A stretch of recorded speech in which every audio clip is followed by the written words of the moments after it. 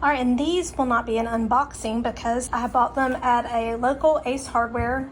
And when I tell y'all that we really have a hard time with sourcing good quality plants, this is a good example of them. We frequent this Ace pretty often and had not seen these, and then we were in last week and saw that they had a huge shipment of hydrangeas, and I was so excited because, as y'all know, I've asked, trying to find a quick fire fab, and they actually had quick fire fab in this wonderful 3-gallon pot, which, like I said, is something very hard to come by for us. And it was, well, let's just say they had the branches zip tied up. I have no idea. And I don't know. Anyways, and these are the FIRELIGHT TIDBIT, and they are looking pretty rough, and they were looking rough the day we got them.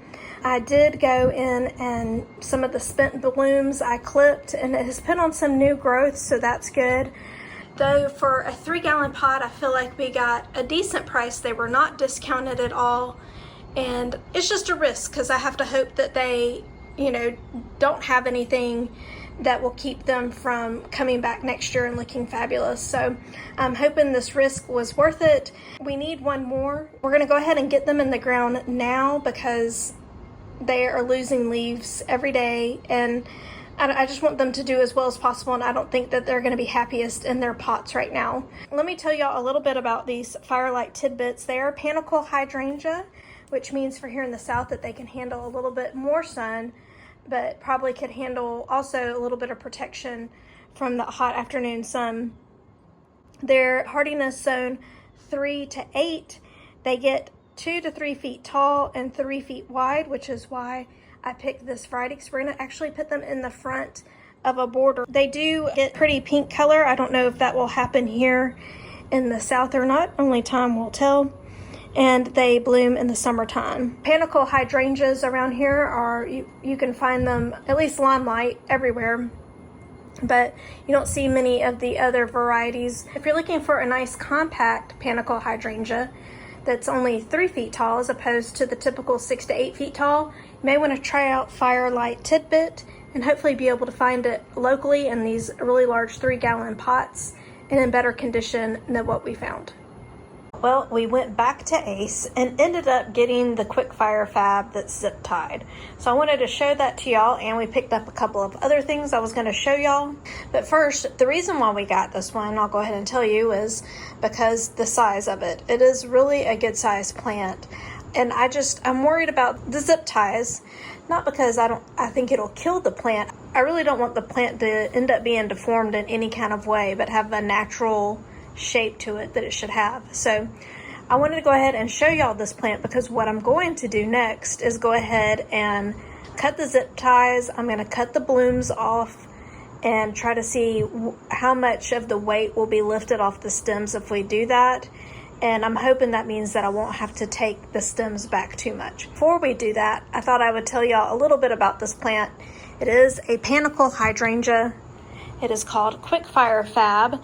They have a regular Quick Fire, but they've come out with this Fab edition. That means, I think it's a little bit more narrow. Yeah, it's 6 to 8 feet tall and 5 to 6 feet wide, whereas the original Quick Fire hydrangea, I believe, is 6 to 8 feet wide. So it's a little bit more narrow.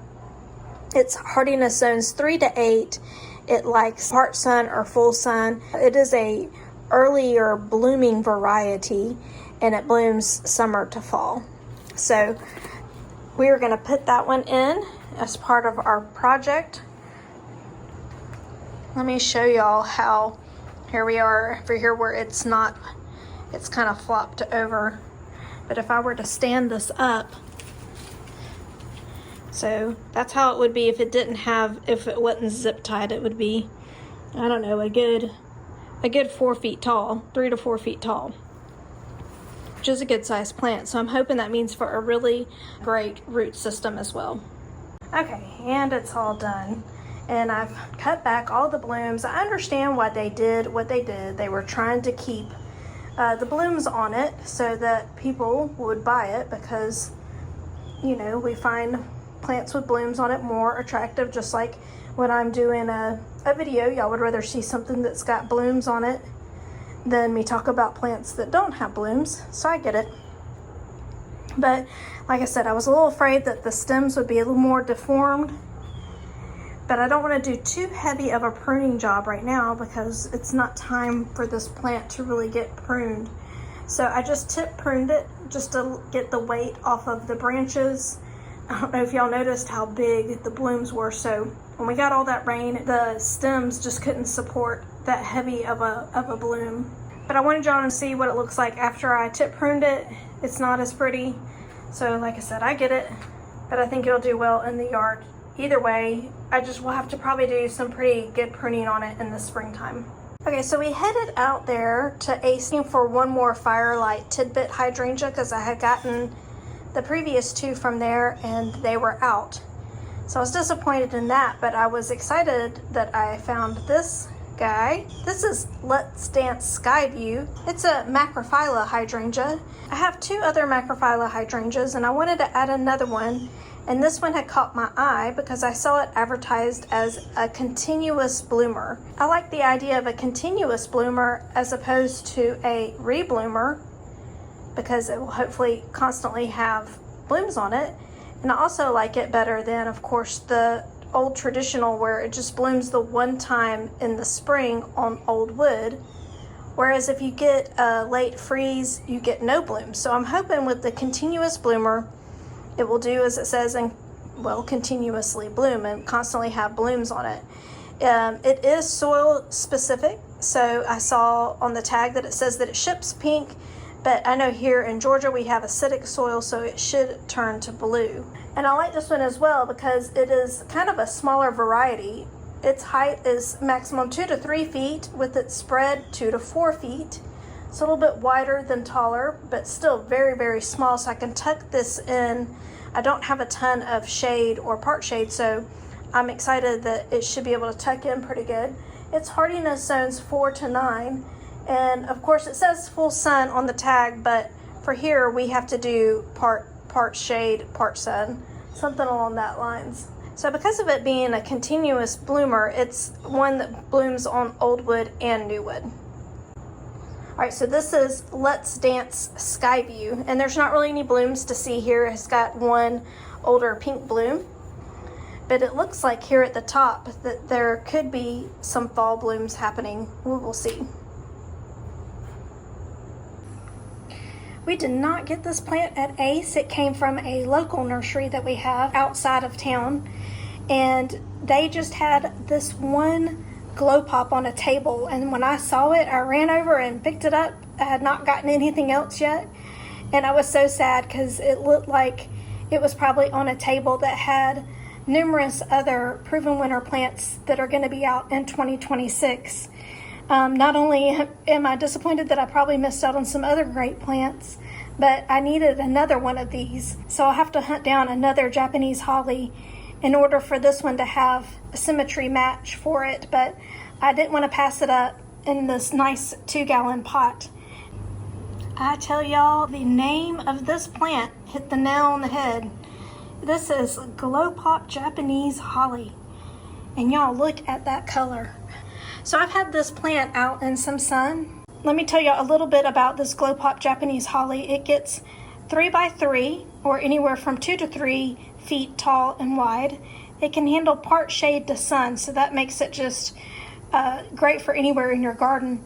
The only problem is, of course, I would see that if you put it in more shade, it will have less color. It's more yellow than chartreuse right now, having been out in the sun. But they advertise it as being a tidy, round habit that grows fast. Of course, you put it in the ground for its foliage color because it doesn't bloom, but it is evergreen, which is great to have some winter interest in a perennial garden especially.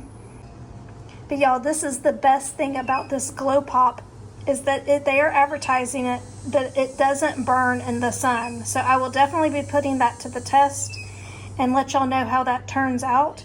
But because of its compact habit, you can put it kind of closer to the front of your border, or you can have it just easily pop in somewhere if you've got a hole somewhere. So this is Glow Pop Japanese Holly. Hopefully you'll find it at your local garden center for 2026. So I hope you've enjoyed getting to see some of the plants that I've been able to actually source locally. As you can see, one of the biggest benefits of getting to source locally your plants is that you can find a much more established or larger root ball for a really good price. And because of that, I will always hope that I can not only support local businesses, but be able to source things locally, just because I know what I'm getting. It's not a surprise. I'm not having to hope that it arrives safely or arrives in good condition. I know because I'm getting to put my eyes on it. I'm getting to touch and feel and see everything that the plant has to offer in person. And so I really am pleased of everything that I was able to find. I could only hope that I could have found more in order to not have to go look for just one of something, but instead that I would have been able to get the amount that I needed on hand. But that's just not possible for me right now. So if you've enjoyed seeing this type of content, please do me a favor and like this video and go and subscribe to my channel. I would love the encouragement to continue to put out these videos showing y'all what it is we're doing in our garden, and that we can encourage each other in this journey of gardening that has its ups and its downs. So I hope to see y'all real soon.